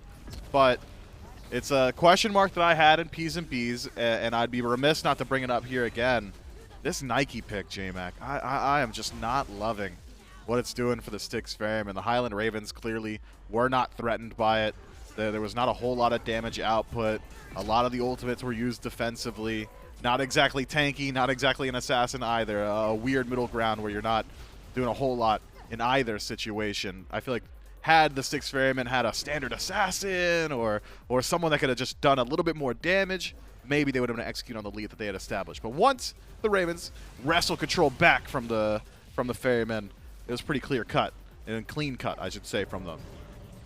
And even, well, maybe an indication of how the Ravens put their priority to stopping this Nike. It was a Sunder pickup in the jungle and in the support role, so double dipping on making sure to try and shut down Cyno, and shut him down they did. A 1-7 end for Cyno on the Nike. Not the strongest performance that we've seen from him Great walls throughout the game by Hurriwind to try and stall this game out a little bit. A 5-1-5 as well from Scream on the Serqet, so maybe a couple highlights thrown that way. Haddix with these cages, especially that last little cage around the in-game team fight. Cyno gets CC chain picked off. Haddix waits for any one person to step up, and unfortunate for the Ferryman, it was Paul who steps up and then gets hit by a knock-up, few crits, and it's pretty much all she wrote from that point on. We'll see what changes up in the P's and B's for game number 2 between the Styx Ferrymen and the Highland Ravens. See what changes do get made through. I think you're right to highlight, Myth, that the Nike's not working out. If the stats are any indication, I mean, now 12 games that Cyno has played it, and only 2 of those 12 have been a win. Is it so only far. Cyno? Well, for him playing the Nike, I believe he's the only one playing Nike. But this is competitive career with Nike. Has only won 2 of the 12 games on that, so maybe time to pack that one up. Yeah, I mean, that is a ridiculous stat line. Wild that he's been willing to go back towards it so consistently. Must have more success with it in scrims. There's got to be some scenarios where that Nike just works out a little bit more, but it is not often enough. It is not consistent enough that I think we should be locking it in as often as it's been seen. Bans, largely the same. Still plenty of value out there. Hell first overall for the Styx Ferrymen. I think this is a pick, one, just pretty strong in general, having that sustain, that slow presence, the decent damage output throughout the early, massive sustain in the late. But I think locked in first to dissuade the Highland Ravens and Hurriwind in particular from moving in towards his favorite support, the Nox. I say favorite because he's just played it so often. He's gotten it quite a bit, but hey, who needs a Nox if you're able to get Yemoja, one of the top supports once more. Plus Horus. In the league, and Horus. So, could be seeing this Horus maybe go over to Haddix in the solo. He was one of the first players in the Pro League to take that pick over to the solo lane. No stranger towards that pick at the very least. So a powerful top 2 for the Ravens, both in the Horus and Yemoja. Ferryman's answer back with it once again. Hell Hercules, but adding the Yaga a bit sooner in the draft. Yeah, I've got no complaints with Yaga. The damage output that Paul had was just ridiculous in the last game, and that's dedicating a full item slot to defense, a prophetic cloak for Paul that was stacked up very quickly. Yaga just really good at stacking that, applying damage and poke from a range, so wouldn't be surprised to see a similar build once more. The Styx Ferryman's mid laner. Hercules as a lock-in as well, bringing up a little bit of that initiation. That's always what I'm looking at when I see a hell support, is where are you getting the initiation, who's the front line, where's it coming from. I feel like Hercules slots into that role very well. So far, waiting for the next selection. BaRRa wasn't satisfied with just 120 games of Jing Wei. He's got to keep that number going up, so 121 now for him, but with a 5-1 ending to game number 1. No real complaints for BaRRaCCuDDa to go back to his top pick, Hunter. Back into the bans one more time. Opwash and a Wheelish again between these two teams. There's another Assassin for the Ravens in game number 1, and then a Cthulhu for the Ferrymen in game 1 as well. We'll see if those bans probably won't stay the same, at least in the Cthulhu's regard. You've already got the Horus Yemoja, so probably not going to see him unless for some odd reason this Horus goes anywhere besides solo at this point, but unlikely to see so. So I wonder where the mid lane selection goes for Venenu this time around. Opwash banned away. That's one he's gone to a couple of times so far. I wonder where he goes with this time around. I mean, could just go back towards the Agni, right? That's still available for now. Great at applying that Divine Ruin. Phenomenal non-committal initiation. That Noxious Fumes really good at stunning from range. And just scales well into that late game. A strong team fighter at that. Safe in the laning phase. Man, I'm talking to myself an Agni. Maybe I'm an Agni believer going forward. Naja, the last ban for the Highland Ravens. Another shot towards Cyno. And I think another indication from the Ravens that, hey, if you want to play Nike, please, please do. We're not going to ban it. You can go back towards it. I know you're locking it in consistently. Do it again.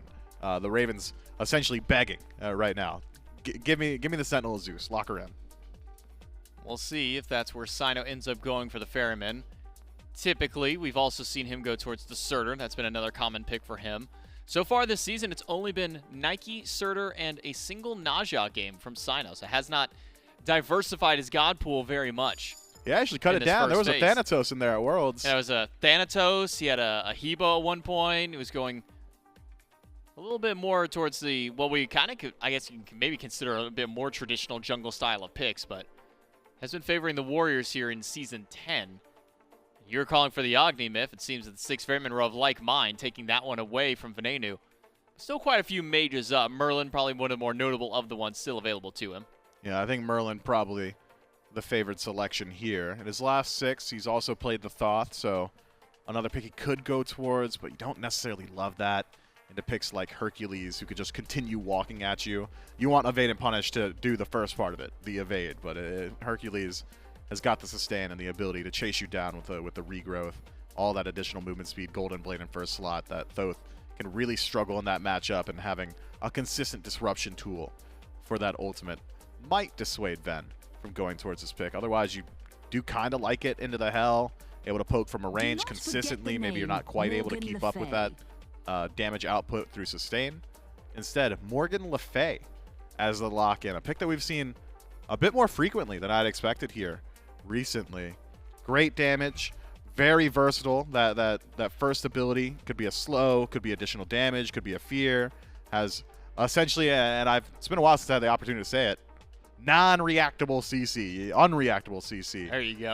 From the Dragonflight. In a hot minute. Yeah, you get close to him, you're getting knocked up, or you're getting pre-beads, right? Those are the only 2 options. But Dragonflight comes out so quickly and buys so much time for Morgan Le Fay in the backline. She's one of the more self-sufficient mages at peeling for herself, and then even scales very well into the late game. If I'm not mistaken, I think even Scream was the only player who played it in the jungle at one point in Season 9. That was the SCC. No, I think it was... Not in the SPL, no way. I think it was in the SPL. I think it was on his time with the Scarabs whenever he was thumbs over there. up. So Yep, he did Scream has taken this once. Only seen it otherwise by Dardes so far. You think this that's Zhong's season. for Cyno? You think he's really considering Zhong jungle? I think if this Zhong is locked, that Hercules might be for Cyno. I don't. You don't? I think that Zhong's going to the jungle, man. You think, man, how hard you got to convince your team to let you play Zhong Kui jungle? All right. Well, we knew Okay, it was going to be the jungle pick, but it's Surtr, and that is the jungler still. That's his second of 3 junglers that he plays. It'll be his tied for his most common one, along with the Nike. So 4 games Nike, now 4 games Surtr. Has won twice as many Surtr games as the Nike. And then a Cernunnos to round out the Ferrymen's draft, so ending with a bit more standard through. The Highland Ravens now will be the question, does this go to Scream for any reason on this Morgan Le Fay, or is this going to be No Scream's way. selection? Okay, Pele locked in. Well, hold on. Ven's played some Pele. Oh man, now we're definitely saying No, yes, but- we're joking. Guys, it's a bit. Pele's going to the jungle. Morgan Le Fay is going Really to mid. good pick. Everything else locked in pretty standard. Horus over in the solo lane. Yemoja and Jing going to be your duo. A very standard composition top to bottom from the Highland Ravens. Primary strengths, high sustain, high survivability, and good 1-for-1 trade potential. That's what Pele brings to any team. That Volcanic Lightning, generally, she gets those auto attacks just fast enough, those auto cancels with the Pyroclast just fast enough that she's good at getting those 1-for-1s against priority targets like Baba Yaga, like Cern. And Pele has a bit of CC, but not entirely reliant on it. So even hell with the cleanse, not going to do too much to stop her game plan. So amazingly looking at maybe the early 2v2 in mid, that's where we saw a lot of action at the start of the game last time around, as well as the duo lane, but Baba Yaga Surtr versus Morgan Le Fay Pele. How's that early game dynamic between those two in the 2v2 kind of flesh out? I really like the Surtr early game. It's got that very strong stun, the dot damage from the first ability, slow, so if you're out of position, you're essentially stuck there as well. High sustain, so early game trades, that first wave where we see that 2v2 really start to spark up, immediately resustain it with the passive on Surtr. I like that there. My concern with Surtr, especially out of the jungle, is how well are you able to do jungle stuff in the late game, right? Is it going to be consistent damage output? Do you have the burst that can match up with what a Pele is bringing? Because operatively, they do the same thing. When I think of Surtr and I think of Pele, what do I bring to my team fight? What can I do for my team? It's get into the back line, dive, create some space, deal some damage. Hopefully you generate enough threat to either send someone back to base in a body bag or just by heading back into TKO. But Pele's just seems to be a little bit better at that, I think. Better at closing that gap, a little bit faster with that ultimate, and higher burst potential.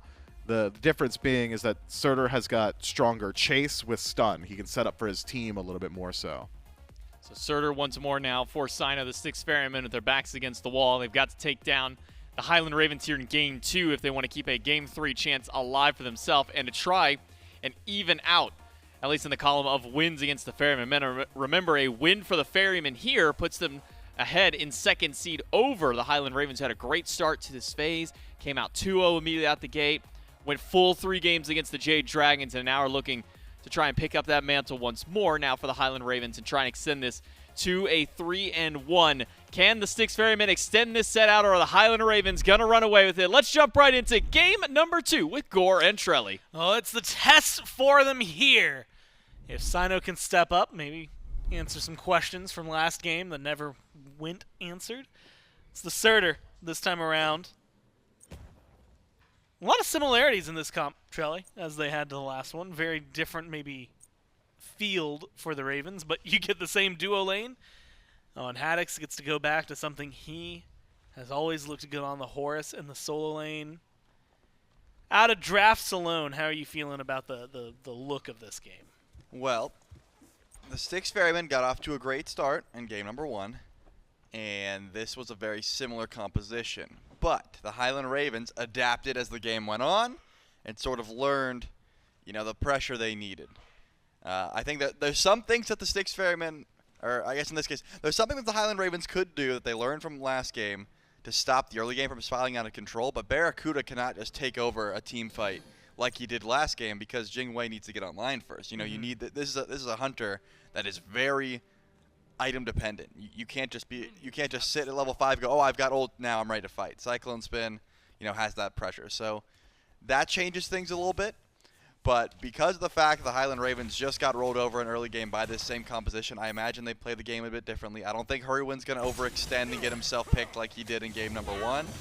And because CycloneSpin's not on the Rama, I don't think those low health targets that were getting out and getting sniped are going to die the same way. So I got to give the early pressure over to the Highland Ravens just by nature of they learned this already. They should be getting out pressured and should be able to play accordingly. But if Paul goes uncontested and the Styx Ferrymen just play the game the way they did, they're going to have a lead in the early like they did last time.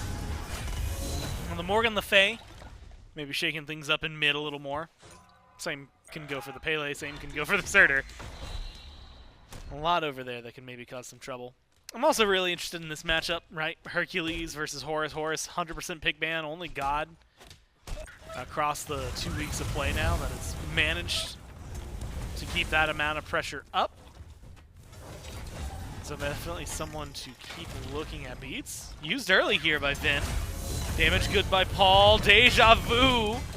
But Scream's going to be able to create some space, make sure his mid laner gets the distance necessary to stay alive. Yeah, Ven's getting real weak there. Has some health sustain with that potion. Loses his beads, and Cyno does have the blink available. So a stun into some damage from Paul could net a kill, but I don't think diving tower is going to be the play. Cyno recognizes that there's a Pele over in right lane, so it's going to follow Scream. Not a gank he's after, though, just a cooldown buff. But Cyno's got blink. Remember that he could come in here, and he's going to look for the stun. Gets the blink, gets some damage, forces Scream to fall back. Scream as well, just a blink this early on to work with. TKO'd right there. And that's going to at least result in right mid camps, or maybe small gank on mid. No, yeah, Cyno calls it off almost instantly. Looked like he was going towards the Morgan Le Fay. And instead it's going to be a small reset. And you had mentioned it, I mean, pressure. It's there for the Ferrymen. The Ravens don't have much to answer yet. Not yet. Just happy to clear the way at this point. The Ravens, that is. So how much damage Aror was doing, super annoying. Just landing almost every ability and continuously throwing in those auto attacks. That's what the hell can provide. Heal up the wave.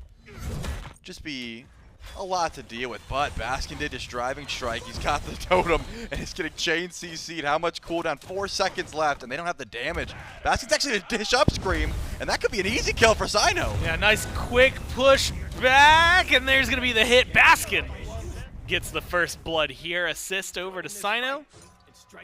And sometimes, Trelly, it's just that easy. You got to have that taunt memorized. You know, that Herc skin has been around for such a long time. Venenu makes the rotation over, looking for Cyno. He doesn't have beads. Got some movement speed to come through here, and it looks like that's the end of the chase. But Ven's just going to come over to make sure to help out confirming that blue buff. You got to love it, though. Baskin gets the kill, throws a couple taunts out. Strike 3 was picking his lane. And you know what? You're not wrong. Scream put down. No blink for another 90 seconds. So more room to work with here from the Ravens. Last time around, we didn't get to see a Fury for a long time. Right. And when it did happen, it was a very cluttered fight. I think the Ravens started it up, lose the fight, give that over to the Ferrymen. Do you want to see Scream more active? I guess, well, we've seen him more active. Do you want to see him in a particular spot, maybe more active more than another? Do you think that it might just behoove the Ravens to wait out this one until the mid game? I think that if Scream went a different build, it would benefit him to get more active, but because he's stacking Soul Eater, I don't know if you ever started this item, Gore. I know you're a support main, but when you I suck in the jungle. Yeah, when you start It is Soul very Eater, different level. when you start a Soul Eater in the jungle, your ganks don't hit the way that you expect them to, Yeah. right? It's just, it takes such a long time to stack up. The tier 1 does almost nothing. The tier 2, also not much. You know, I think Cyno's ready to go. He's got Jotuns, right? He's got some damage. He's got some pen. He's got some, you know, he's ready to go. He's got that CDR. Scream is going to take a while before he's swinging like that. So I would like to see him get active, but I know exactly how much damage he's going to do, and whatever damage you think he's going to do, it's always going to be a little bit less, and that's unfortunate because Pele has a good matchup here with the chain stuns that Haddix can provide, but you're just not blowing through Hercules' HP, as we saw. Ends up turning the tables, and did not quite get that kill, and actually ends up returning the kill towards Baskin, so just farm.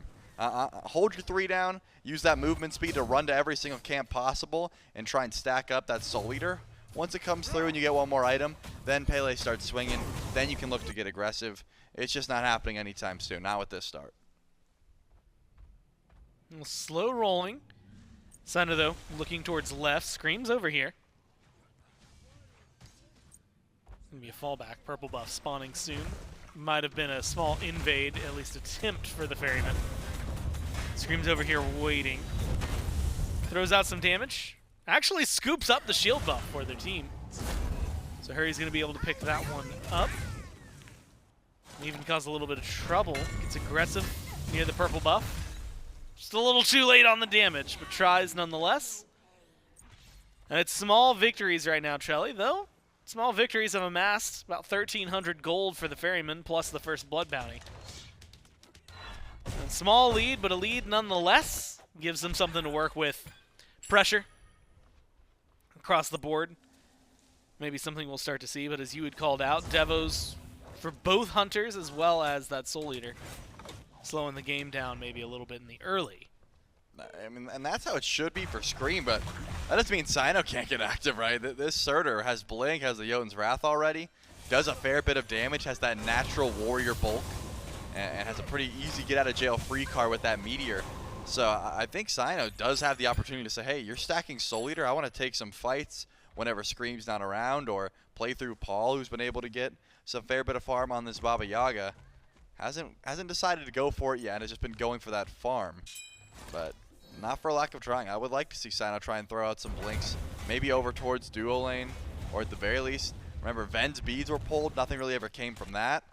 Some aggressive towards the mid lane, you know, like, it's not as if Cyno is stacking up an item. He is online, as far as I'm concerned. This Surtr should be able to find some presence over towards right lane or mid, but hasn't went for it yet. It's just sort of letting Cyno stack up that Soul Eater, or letting Scream stack up the Soul Eater, and Cyno is playing safe. Yeah, it hadn't really been a ton. Also, I'm so used to not seeing the clone from Morgan Le Fay that it's caught me off guard how much Vin has been leaning on it this game. Fair amount there. Pele showing face over in the left lane. Same thing for Cyno. Doesn't seem like a lot's going to happen over there. Ult used by Baskin and right. Pretty much the same thing. Not a lot to say over there. Cooldown buff seems to be where Baskin's mind is at. And he secured it pretty easily. Trelly, this is one of those games. I mean, it has the pace, as weird as it is to say this, of a game 3. Yep. Both the teams are being a little more careful. I'm, you know, like you, a little surprised we haven't seen much from Cyno. I think, and the reason I'm surprised is because I know when Surtr jungle is at its best, and it is, we're in the middle of it, right? Like the Surtr jungle at level 20 is not going to be magically one-shotting. It has the ability to, but I think he's a little clunkier than Assassins, right? His abilities, his auto attacks take a little bit of wind up. The burst is not quite immediate, so you really want to make use out of when Surtr Junk can swing, which is right about now. We called out that Jotun's Wrath. Cyno hasn't backed since then, and he hasn't gotten aggressive since then either. Yeah, 1,800 gold. So he's got top gold in hand, but, you know, mid-game, I would say right as you hit level 20 and upgrade that starter item before full builds are online is like the last time Surtr Jungle is at its peak. It still does have one-shot ability. Sure, if you catch someone with their beads down or their escape down and you chase them down with your ultimate, you're going to have a good time. But those opportunities get harder and harder to come by as the game continues, whereas Scream, he missed the whole slow part of the Soul Eater because there was no aggression. It is now stacked up. He's working on his second tier item. And Cyno opts to go for the Wing Blade, fearing the slows of the Highland Ravens. So looks like he's not going to go into any sort of damage item in that slot. Just wants to be able to chase down and provide CC for his team. My guess, he's pretty confident that CycloneSpin and Paul are going to supply the damage that is needed to win this game. Yeah. And he just wants to be that CC bot that's annoying and can live the 1v1 versus Scream in the jungle. Now, the Wingblade has been in his build pretty often. Yep. But it's been a little later in the build, right? And like you said, going to help deal with a lot of these slows. Maybe give him some of, well, maybe some opportunities for setup, I guess would be the way to call it now. But realistically, you're missing out on that extra attack speed he was getting. Maybe with a switch in items. That Vital Amplifier has been what he's been going for normally. Yep. At least a little faster, right? The Wingblade still shows up after that. But no Vital Amplifier. Not as much damage from the Surtr. So maybe some time for the Ravens to work with, right? Like, yeah, they just get to go up to the Pyromancer. And there's not too much to worry about over here. The Ferrymen, meanwhile, are bothering themselves only with the shield buff. And I think that's a trade that you would take every time. One of those is worth way more than the other. So now... Yeah, I love the shield buff too. Yeah, I know, right? I mean, look, it changes so much. It usually gets used when you're accidentally clearing the wave and you take too much damage and it's just gone. I will say late game it becomes way more valuable. You know, when you're like, hey, I lost that fight by 200 HP. If I had a little bit more going into the fight, I think at level 20 that shield buff is immaculate. But yeah. At this point when you're just farming, unless you're going to take a 1v1 with it immediately, yeah, like Cyclone, it's already gone. Did you see Cyclone fight with it? No. Do you see his shield anymore? No. He just tanked up a wave with it. You know, it's just that XP. So I take it the Pyromancer was worth more to the Highland Ravens. They were able to grab that Runic Bomb. And now, Scream's over here on the left side of the map. I was wondering if it was going to be a Gold Fury pull. Not so much. He's just seeing who's going to step up. And CycloneSpin has been playing a very safe brand of Smite. And speaking of a safe brand of Smite, BaRRa wants to spawn in and be level 20 so bad. He went dominant second item. I mean, no one even has enough protections to make use of dominance yet, right? Like, it takes some time for that item to get valuable. He's just like, I just want everyone to know I am not fighting, and I am going to build this item second to make sure everyone knows that. I mean, at this rate, he really is like, he's in Back to the Future, right? He's like, well, it's too early for that one, but your kids are going to love it. When his build is finished, your kids are going to love it. But man, is it going to take some time to get there. 12 minutes in. Like you said, BaRRa's gone for the dominance shield buff, being contested slightly. Important to note right now, level 12 just hit for Haddix, does not have teleport online. And so I'm kind of keeping my eye on him. Baskin has a much more readily available rotation. The second he sees Baskin teleport, he's just going to go to channel his ult and be like, I'm coming, guys. Don't worry. Guys. He's going to be there a little bit faster, but I'm on the way. You get I was going to say, you get a good chunk of the map finished in the ult. Maybe not the same. And he does go blink, so he is not going to go for the teleport. That does open up some plays for Baskin. That Haddix had actually replicated towards the end of last game. That's not going to be there. Otherwise, talking about a Gold Fury, up and down it goes. Same with the walls from Hurry. Walls off, Aror. A little bit of damage from the Ferryman make it through there, and in fact, it might end up causing him a little bit of trouble. They all got in the Riptide except for Aror. It worked out the complete opposite way that Hurriwind wanted. I think maybe 3 members of the Ravens got Riptided in the opposite direction. Unfortunately, because of a nice cleanse there from Aror. And because of that, The tower goes down over on right. Still a free Fury on the left side of the map there for the Highland Ravens. And we highlighted the teleport. Baskin knew that that gold was happening, but too little too late. By the time it was called out, he's like, guys, I'm just going to grab the tower. It's going to be more worth rather than a 50-50 on a Fury that my presence likely won't even change. He just decided to stay over on that side of the map, push a wave under, and deny it from Haddix, as well as grab the tier 1 tower. It's a tough call to make, but I think ends up working out better for the Styx Ferrymen. Unless, of course, Baskin teleports in, steals gold, and gets a penta with the boulder. You know, this was the objective right call. Yeah. Make sure things, I mean, stay roughly close, right? It was starting to hit that 1,500 gold earlier. Now it's been chunked down, whittled down by the Ravens. To the point where 14 minutes in, they're about as even as you can get, right, wave to wave. And it's just the map state, as you highlight, that's going to be a little different. Tier 1 missing on right, otherwise every single tower still standing. Pyromancer's going to be respawning soon. Vision for the Ferryman dropped down. Maybe a little extra. They're not going to catch up to Hurry in time. Paul does give him an L. Threw him an L for sure. Trying to give him another one here at the end of the game. We'll see whether or not they can start that up. Pyromancer will be started up. Hurry gets caught out against the wall. Home sweet home. Firebolts over the wall looking for damage. Pyro's been leashed. And Scream's going to go in. Scream's got the damage. Burns through Paul's health bar with the ult. And now it is a different game. 4v5. Cyno going for that vital amplifier now. Might have some damage to fight into it. You had mentioned it. We need to see the Surtr in the jungle do a little bit more. What a beautiful ult from Hurriwind. Locks them all in. Oh my god, it works so well. And they find 3. Now let's go ahead and call it 4 more kills. A triple for Haddix. A full-on deicide 15 minutes in from 0 to 100. And it's all on the back of Hurriwind. What a perfect lineup there. Rivers of Bukes like that come once every couple of months. You really can't line them up any better than that. And Hurriwind still giggling. Haddix gets the triple kill. Look at his build. It's all tank stats. That was just so much damage coming from the entirety of the team. And Haddix gets the last hits, but it ends up working out. I was still shocked. Somebody give that man a raise, dude. Yeah, first of all, Hurriwind needs some praise. 0-0-4. Unfortunately, he didn't get any of those kills. But I was surprised that Scream was able to 100-0 Paul like he did, just because at the time, yeah, his build looks good. He didn't have the Bloodforge. He was two levels behind Paul, and it was a full HP with a shield, Baba Yaga, and Scream just absolutely dives through with some help from Haddix. Paul gets deleted, gets no chance to use relics because you can't pop them when you're in the home sweet home. And then Hurriwind says, all right, we got one, but I want the rest of them, and gets the beautiful Rivers Rebuke there just to catch in everyone. There was no Phantom Shell. I'd be willing to bet Aror wants to upgrade that one sooner rather than later after a play like that. And the Highland Ravens are in a fantastic position to grab the Primal Fury and the last tier 1 and over on both sides of the map and just start getting even more gold in their pocket.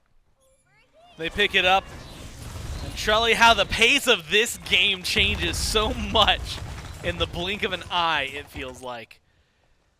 Very slow and steady. 14.5 minutes up to that point. Now all of a sudden a Fire Giant that's helped knock down 3 towers of the Ferrymen, 2 in mid.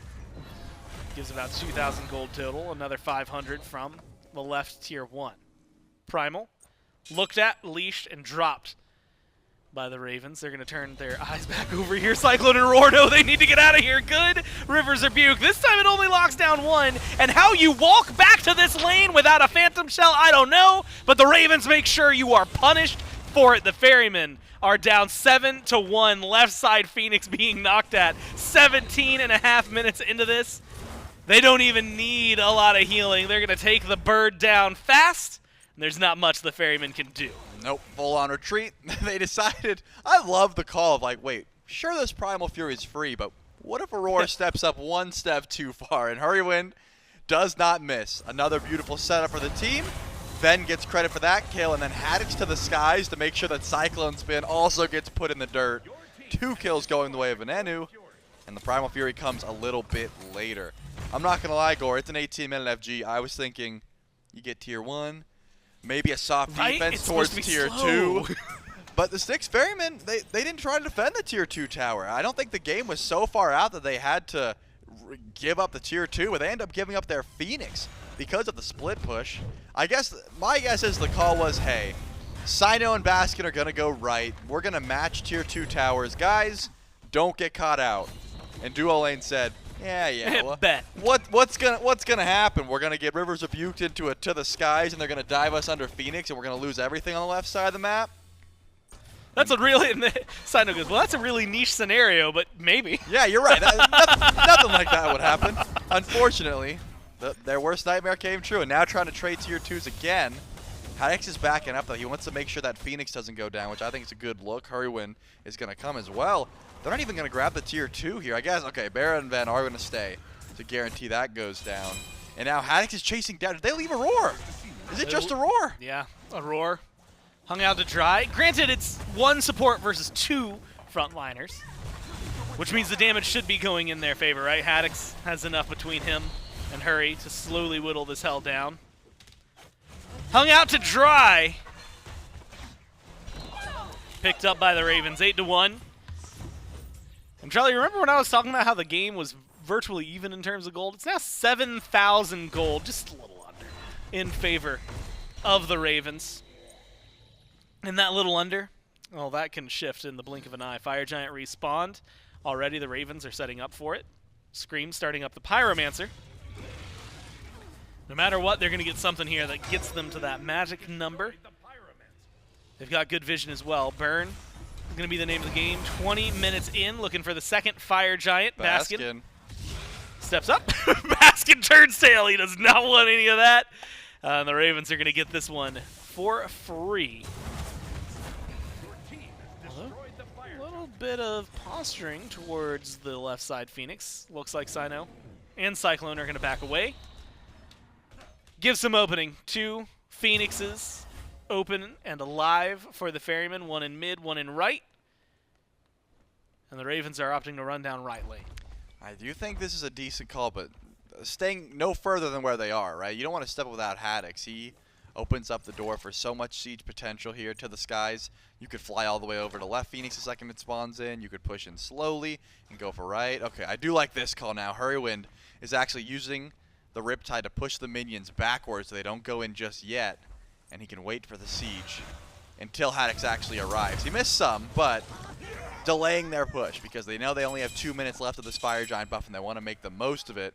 That left side Fire Wave isn't going to come in for a while. So this should be a free 5 for 5 as long as the Styx Ferrymen don't have to worry about that left side Phoenix spawning in. Here comes Haddix already. Gonna ult right into the back immediately onto Aror. Gets the prot shred. And a good knockup. Right side Phoenix burned down by the rest of the team.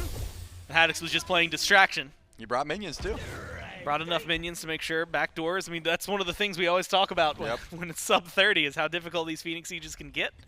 Oh no, Gore. They get right. Left side Phoenix has to get taken down here. Cyno's only done 1,500 damage. That's not good. And as a general rule of thumb, yeah, that's not great. I thought it would be a little bit more. That's like 2 abilities at this point. Well, let's see if he can get more. Yeah, no, at this point, here's hoping. As the Hydra's online, maybe this is the break he needs. Rivers Rebuke goes up, locks in Baskin. Aror, Cyno, Paul, Cyclone a little further away, but it allows Scream to go immediately to left, resurge, and get that left side Phoenix. So now middle, Phoenix, and 5 Ferrymen, the only thing standing between the Ravens and a quick game here in game number 2. 10,000 gold. Scream looking for position, has fire minions. Going in around the base, Cyno, half health, and 2 levels down. Has to play carefully here. Scream might go for a blink, or it might be Haddix. Leads the way, brings some minions in for the team. They go in and get aggressive. Phoenix is the primary target. And that's what BaRRa's focusing on. BaRRa's going to get that one, Scream, and a 1v1 with Cyno, wins that one, sends him back to the fountain. Ravens playing it safe, Trelly. 20 seconds left on the power play. They're going back for the Fury. That is a smart call. Looks like a retreat, but hide in the jungle play could be the idea. Scream leading the charge here. Baskin's going to walk up. Oh, no. And they've got plenty of damage. No. And Baskin is gone. That's it. Now they're going to leave. They just wanted one more. That was for Baskin taunting at the beginning of the game. They're like, all right, we got to dish out one more kill. And now that they've done that, now they can get the free Fury. Strike 3 me, strike 3 you. Been a weird grudge to hold on to for 20 minutes, but they held on to it. Oh, the Ravens, man, blew this game wide open in just 8 minutes. It goes from even to 11,000 gold, 8,000 experience. I think the frontliners. That dominance is paying off. Yeah, BaRRa said, you know what? I'm playing for late game because at some point Hurriwind's going to hit a 4-man Rivers Rebuke and we're just going to get fire off it. Absolute clairvoyance. And it's something that you got to count on, you know? And I do think the Highland Ravens front line has been having a field day. Hurriwind and Haddix in particular have been setting up for the team so well. Scream has been putting on a masterclass of how to, in game number 1, just be super annoying in the backline. But on this Pele, he's just been a driving force. He can walk in. No one wants to fight him. He steps in and just 100-0s pretty much anyone when that volcanic lightning comes through. If this game was an anime, right, that Rivers Rebuke would have played in 5 different angles. Yeah, we would after it came up. Like, you would have seen it once, twice, thrice, at least a 4th time before it finally. And then it would have been referenced in the next episode. Absolutely, yeah. I would have been in at least 3 more episode recaps. And I would have enjoyed every second of it because it was beautiful. And it has put the Highland Ravens in this position where they're able to walk up 3 Phoenixes down. And the Styx Ferrymen, I was going to say, should be looking at ambush territory, right? An even fight does not seem good. They're grouped up as 5. Are they going to sit a corner? Are they going to wait for Haddix to fly in? They don't have many options except bring the fight to the Highland Ravens. Can you just ult in? I mean, at this point, bring a Fire Minion wave with you onto the Titan. You've already got one in there. Maybe the Ravens can just go for something a little deep. Maybe they need to play it carefully, right? One big wipe. Phoenix is exposed for the Ravens, so you can't lose everything here. Right side Phoenix respawns. Fire Minions doing their damnedest. Try and knock this one down. Cyno goes up into the air. Cyno comes crashing down. That ult gone. A little bit of utility missing.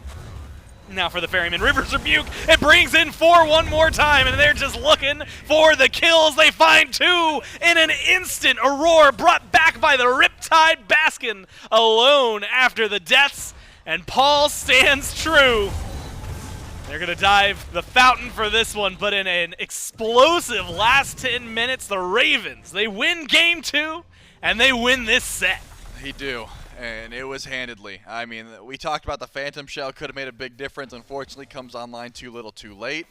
It was just a massive lead. Those Fire Giants came for absolute free. The tanks on the side of the Styx Ferrymen, they never looked tanky. I mean, Baskin wasn't even that far behind, but when he walked up and we saw him, ambushed by 5, just gets absolutely deleted. And that's what happens when your carries are that far ahead. That's what happens when the game just gets away from you. Your tanks aren't tanky. Your damage dealers don't do damage.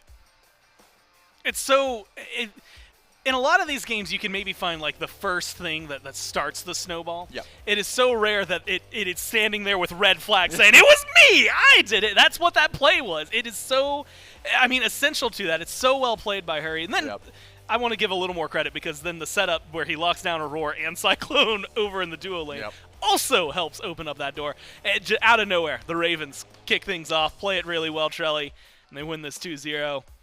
I'm still kind of at a loss for words after that one, so we're just going to send it back to the desk, and they can hopefully come up with some. Mifflin, in the course of my lifetime, I've been told that every day I should learn something new, no matter how big or small, to make sure that I'm always constantly improving myself. And the one thing that I've learned today, Mifflin, is that Hurriwind should never get that god again. This Yemoja play is a highlight reel performance, not just for Hurriwind, but for the Highland Ravens to catapult themselves into a win. If I'm every team watching this set, watching this game, I am looking at Tyler Whitney, and I am probably never allowing him to get his hands on Yemoja again. Absolutely insane play by him around Fire Giant. And as Gore said, it was a dead even game for 10 or so minutes of the start of this one. Everything was just fine. All it takes is one big play by Hurriwind to set things up and skyrocket the Ravens to victory. Oh, hey, I think that might just be the play you're talking about right there. What was it, 4 people locked in by the Rivers Rebuke and immediately slammed by the waves into a Fire Giant, into a true GG combo. I think the game ended exactly right there.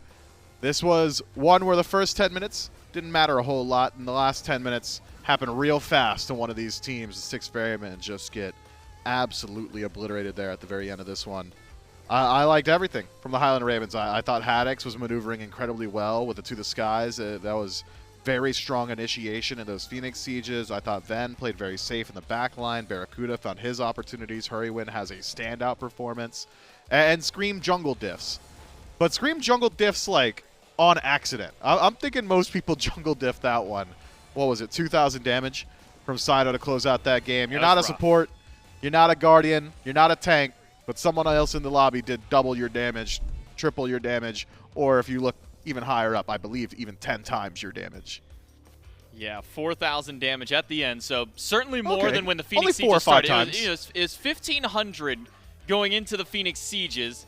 He's able to triple that at least moving in to the end of the game, but honestly, it feels like a lot of that was brought to him. I mean, you look at the very last little clip there, and it's Scream running down for a couple thousand between each other there, and then on a Phoenix defense, jump up in the ultimate, drop the minions down, you get a little bit of damage at least there, but the Surtr did not look hot this time around. The Styx Ferrymen are taken down by the Highland Ravens. It is a back and forth game number 1. Almost, I would even say, a favor Styx Ferrymen game number 1, but a complete blowout of game number 2, Miff. Yeah, that was about as one-sided as it gets post 14 minutes. You know, up until then, sing the praises. You know, it's close, just not after.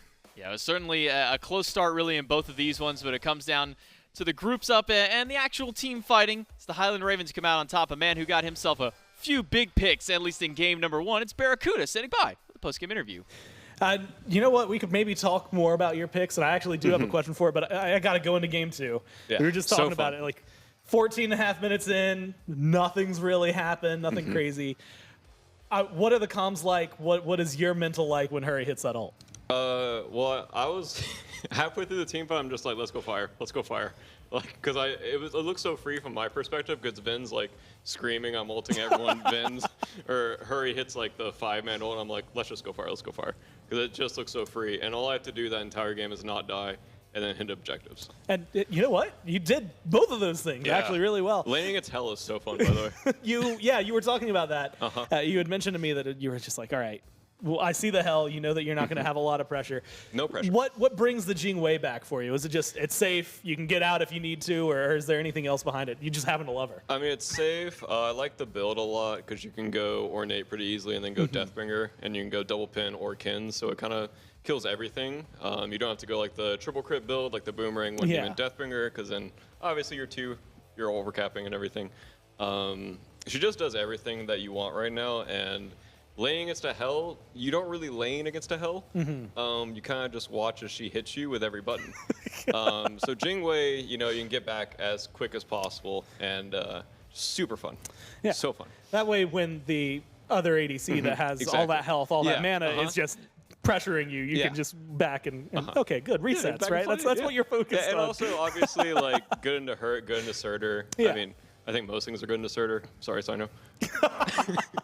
Yeah, that was, I guess, another part of that. We were talking about it on the cast. Like, we were like, man, first you got a dominance like real early in your build in game 2. Well, the game before, I was literally telling my team, I'm not buying wards because I need dominance because I can't kill the Hercules. Yeah. So you fixed that. Yeah, I fixed that, and I was able to auto attack and do damage. But unfortunately, I didn't auto attack and do damage at all game 2.